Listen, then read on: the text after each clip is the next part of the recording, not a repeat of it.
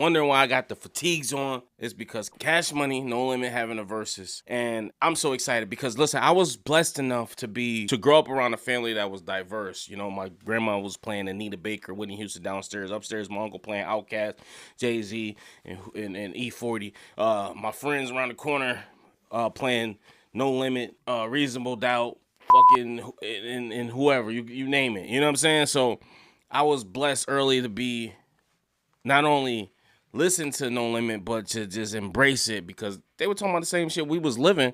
They just had a little accent with him. That's it. That's all. That's it. No harm, no foul. So later on when Cash Money came, it was just like, oh, this is No Limit 2.0. It was just like, oh, they got the same kind of, they got their own little thing. They got the white tees, but essentially it's just a hybrid of, what we already knew. And, it was kind of like passing the baton.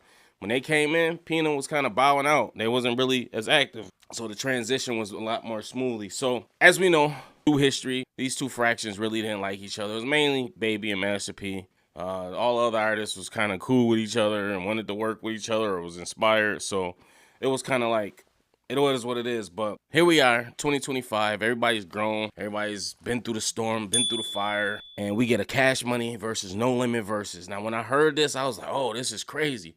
And I was like, damn, No Limit gonna have a rough day.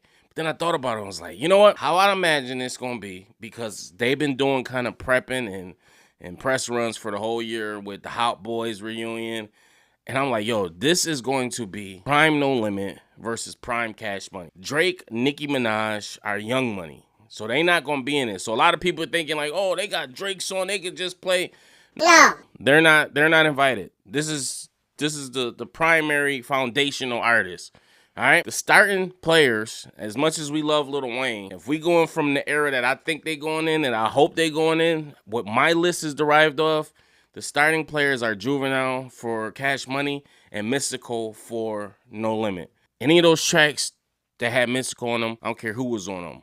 And all the artists were rapping at high levels. Mia X, Fiend, Mac, Cain and Abel. Everybody was rapping at a high level. But when Mystical and Snoop Dogg, but when Mystical got on those tracks, it was done. Could you imagine Mystical and Down for My Niggas? That would have been crazy.